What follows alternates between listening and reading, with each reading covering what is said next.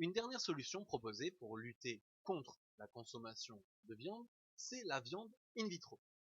Alors qu'est-ce que c'est que la viande in vitro? C'est de la viande qui a été produite en laboratoire, une viande qui donc n'a pas nécessité l'utilisation d'eau, d'énergie et de terre pour pouvoir nourrir de vrais animaux. C'est de la viande qui a été créée à partir de cellules animales et qui permet de créer un steak en 3 mois.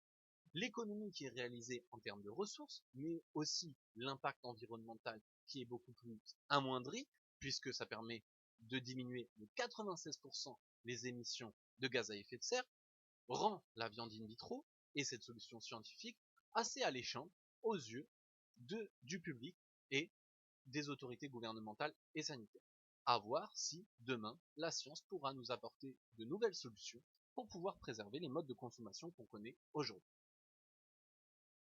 Alors, l'agriculture qui est la plus diffusée aujourd'hui et depuis 50 ans, c'est cette agriculture productiviste. Le problème, c'est que cette agriculture productiviste, elle ne permet pas actuellement de répondre aux enjeux et aux problèmes qui sont posés par la vie. Alors, jusqu'à présent, elle a permis d'augmenter considérablement les rendements et personne ne peut revenir dessus. On observe dans cette infographie que vous aviez étudiée que, en 1960, on avait un champ qui permettait de nourrir 2 personnes. En 2015, ce même champ, cette même surface, permettait de nourrir 4 personnes. Le problème, c'est qu'en 2050, ce même champ devra nourrir 6 personnes. C'est-à-dire que cette agriculture productiviste doit devenir encore plus productive.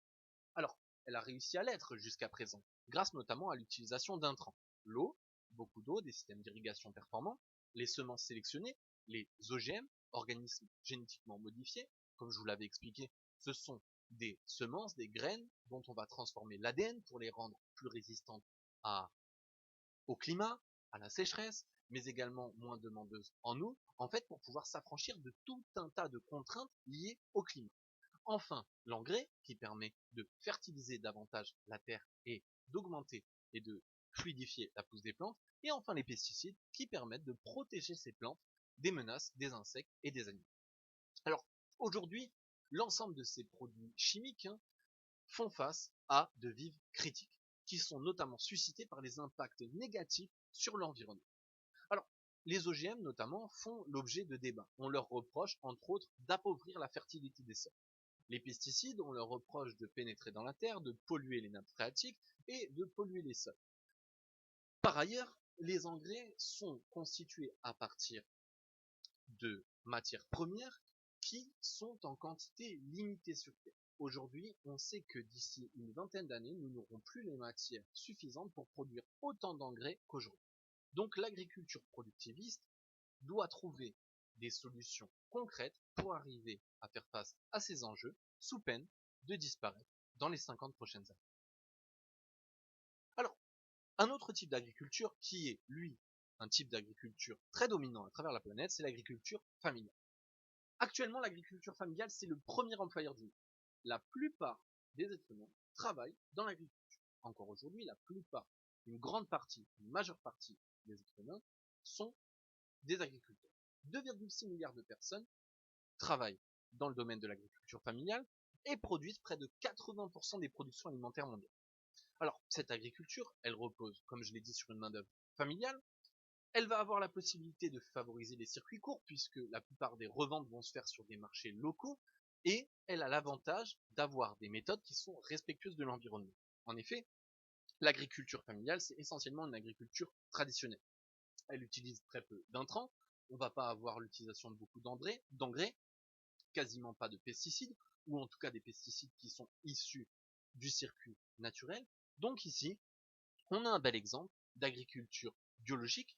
Le grand problème de l'agriculture familiale, c'est bien évidemment les rendements qui, comme on a pu le dire par ailleurs, ou plus avant, sont assez inférieurs parfois aux besoins des populations et ne permettraient pas d'alimenter, comme l'agriculture productiviste, un commerce et une chaîne de valeur qui est déjà bien installée avec l'agriculture productiviste.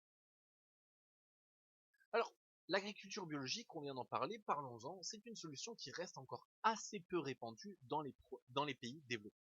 Alors, c'est une méthode de production agricole qui a pour but d'exclure tout simplement le fait d'utiliser des produits chimiques, des produits de synthèse, comme on pourrait en trouver utilisé dans l'agriculture productiviste et intensive. Alors l'idée c'est que pour fertiliser les sols, pour protéger les plantes, pour mettre de l'engrais, on doit essayer d'assurer, de privilégier au maximum l'utilisation des engrais, de produits qui sont issus justement ou dérivés de substances naturelles. Alors ça, c'est ce qu'on appelle les biopesticides. C'est le fait de traiter la nature par la nature et de ne pas traiter la nature par des produits chimiques issus de l'industrie. L'idée, c'est que ces pratiques d'agriculture biologique, elles sont soumises à des normes contraignantes. Et ça, c'est le premier problème. Étant donné qu'on veut des labels, qu'on veut être estampillé bio, on va devoir respecter tout un cahier des charges qui va dissuader nombre d'agriculteurs de commencer à pratiquer ce type d'agriculture parce que c'est difficile, parce que c'est coûteux, parce qu'ils ont l'habitude depuis des dizaines d'années de faire autrement. Donc, cette agriculture, elle a du mal à se faire une place parce qu'elle est plus difficile à mettre en place pour les agriculteurs qui sont habitués à faire autrement. Par ailleurs, cette agriculture, elle pose aussi des problèmes aux consommateurs. Pour le consommateur, c'est une agriculture qui va avoir des prix de vente qui sont généralement plus élevés. Il va falloir payer beaucoup plus cher pour s'acheter un kilo de fruits bio ou un kilo de viande bio, et ça va dissuader tout un tas de consommateurs d'accéder à ces produits. Donc ici, cette agriculture biologique, même si elle est souhaitée et souhaitable, elle a des limites chez les producteurs et les consommateurs qu'il va falloir réussir à dépasser pour satisfaire les enjeux du futur du siècle à venir. Cette agriculture biologique, et ça on le voit, ça se transcrit dans les chiffres, elle reste très limitée d'ailleurs chez les principaux pays producteurs. Alors, dans ces principaux pays producteurs et exportateurs de denrées alimentaires que sont les pays d'Amérique du Nord ou d'Amérique latine, on voit que ces pays concentrent une part qui reste relativement réduite de ces surfaces. Par contre, en Océanie et en Europe, où on a en tout et pour tout 67% des surfaces cultivées, on voit que c'est dans ces pays que les terres consacrées à l'agriculture biologique sont les plus importantes. Donc aujourd'hui, il y a encore un travail à faire pour l'agriculture biologique pour se faire une place chez les agriculteurs et chez les consommateurs. En tout cas, c'est une agriculture qui remplit de nombreux critères pour arriver à satisfaire les besoins et les enjeux d'une agriculture véritablement durable d'ici à l'horizon 2050. Une dernière grande idée qui se fait son bout de chemin ces dernières années est celle des circuits courts et des AMAP qui, aujourd'hui, s'incarnent comme une solution véritablement durable pour l'agriculture. Alors, l'idée est simple. Aujourd'hui, on a bien conscience qu'il existe des problèmes qui sont liés au transport de marchandises qui viennent de l'autre bout du monde. Pourquoi? Parce que quand on ramène des oranges, des bananes, des oignons qui viennent de Nouvelle-Zélande, de Guinée, du Sénégal, de la viande d'Amérique latine, le transport de ces marchandises va générer d'importantes émissions de gaz à effet de serre. L'idée, c'est qu'aujourd'hui, cet état de fait va pousser les populations des pays développés à réfléchir à de nouveaux modes de consommation. Alors, l'idée, c'est d'avoir recours à des circuits courts et des AMAP. Alors, les circuits courts, qu'est-ce que c'est? C'est simplement l'idée selon laquelle on va essayer d'acheter des produits qui se trouvent plutôt à 10, 20, 30 km de chez soi, qui ont été produits dans son département, dans sa région ou encore dans sa commune. Ça va permettre deux choses. La première, c'est de favoriser le commerce local. On va plutôt acheter à l'agriculteur qui se trouve dans la commune voisine plutôt qu'acheter à l'agriculteur qui se trouve à l'autre bout de la planète. Par ailleurs, ça va permettre de drastiquement limiter les émissions de CO2, c'est-à-dire de gaz à effet de serre, qui sont normalement causées par le transport. Donc, ici, le phénomène des circuits courts et des AMAP, c'est-à-dire associations pour le maintien d'une agriculture paysanne, vont permettre de satisfaire à la fois des enjeux économiques, favoriser le commerce local, et environnemental, limiter les émissions de CO2.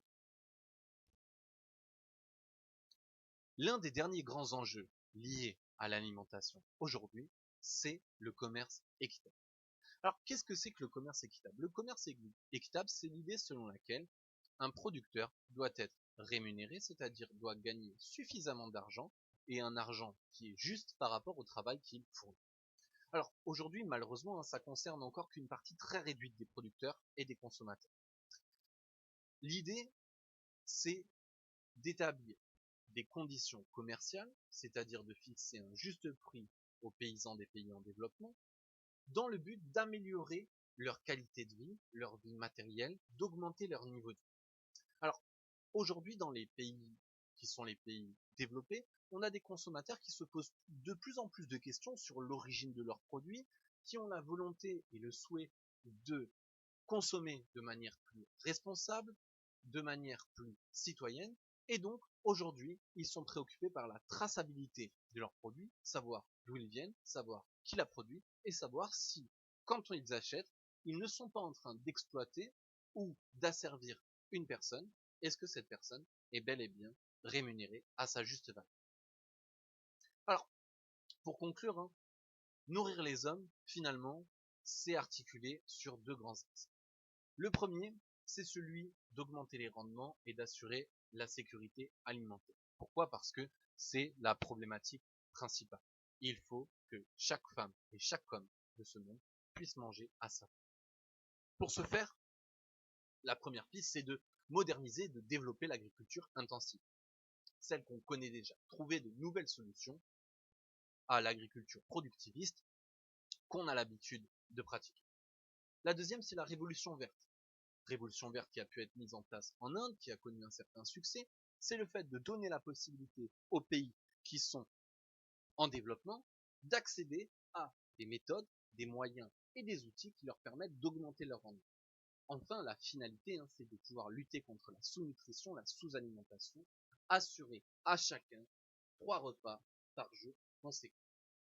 Le deuxième grand axe, c'est celui de proposer une alimentation saine et respectueuse de l'environnement. Alors, le premier élément pour l'alimentation saine, c'est de lutter contre la malnutrition. On va arriver à mettre fin à des fléaux tels que l'obésité qui frappent les pays en développement.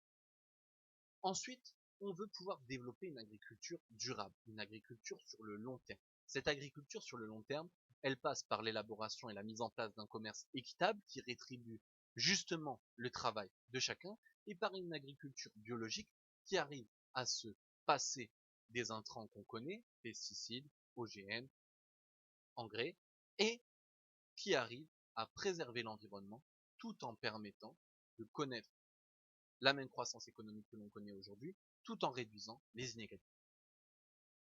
J'en ai fini pour aujourd'hui, j'espère que cette vidéo a été suffisamment instructive. Du reste, je vous souhaite un excellent week-end, prenez soin de vous et on se retrouve la semaine prochaine.